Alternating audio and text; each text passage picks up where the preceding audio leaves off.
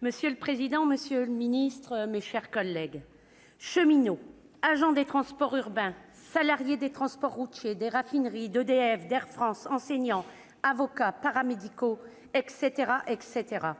Je tiens tout d'abord à rendre hommage à tous ces salariés qui, depuis maintenant plus d'un mois, se mobilisent courageusement contre le projet de réforme des retraites à travers un mouvement social de grande ampleur et soutenu largement par la population.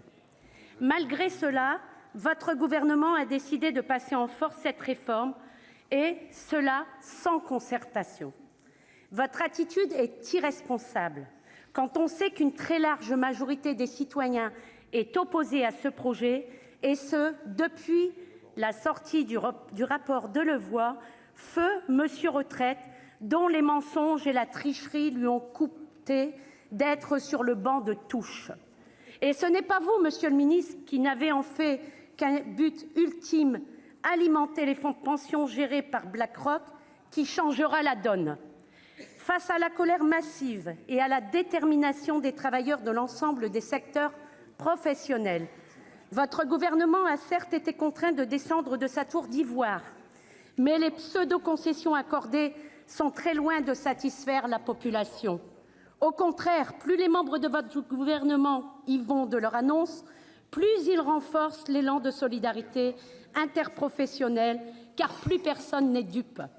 Tout le monde a bien compris en effet que cette volonté de réforme vise à obliger les salariés à travailler plus longtemps pour toucher moins de pension.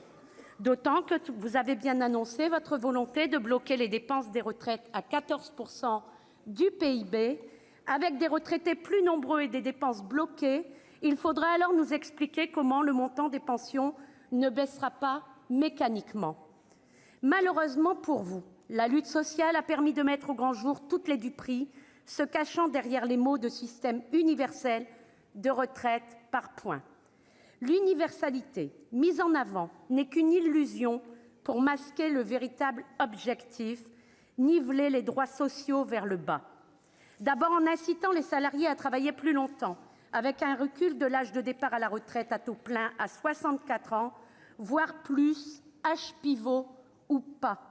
Le gouvernement va faire payer aux salariés son désengagement du financement des retraites. Les politiques successives que vous poursuivez, exonération de cotisations sociales et casse de l'emploi, entraînent un chômage de masse et minent les comptes de la sécurité sociale. Vous organisez le déficit de la sécurité sociale pour mieux la casser. Ensuite, vous vous attaquez également directement au montant des retraites.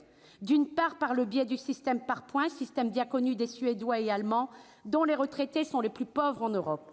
Ce régime permet en effet d'ajuster la valeur du point en fonction des variations du marché. Ainsi, les salariés ne connaîtront le montant de leur pension qu'au moment de partir à la retraite, avec comme mauvaise surprise un faible revenu qui les incitera malheureusement à travailler plus pour l'augmenter. Sincèrement, je pense que vous ne mesurez pas, ou alors vous n'en avez que faire, de ce que cela représente, par exemple, pour des ouvriers du bâtiment, d'usine, des déménageurs, des femmes de ménage, etc., de travailler encore plus longtemps. D'autre part, en calculant le montant des pensions sur l'ensemble de la carrière des salariés du public comme du privé, les salariés aux revenus modestes dont la carrière a été entrecoupée de périodes de chômage qui sont entrés tard sur le marché du travail, ou les femmes déjà pénalisées par les inégalités salariales et sociales feront partie des grands perdants de votre réforme. Nous sommes dans le camp de ceux qui défendent le progrès social, et j'attire à ce titre votre attention sur la pétition retraite en ligne depuis dimanche, dont nous sommes signataires avec d'autres personnalités politiques, syndicales, des artistes, des chercheurs.